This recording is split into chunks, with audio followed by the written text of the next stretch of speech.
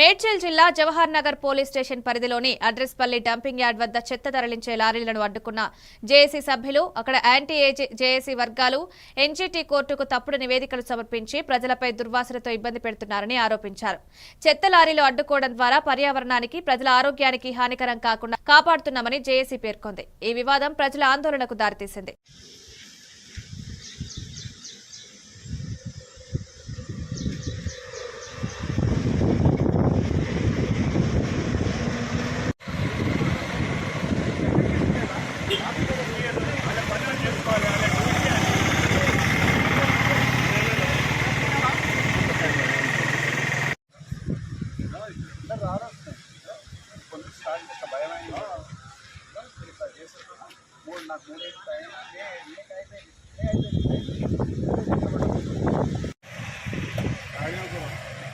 మెల్ల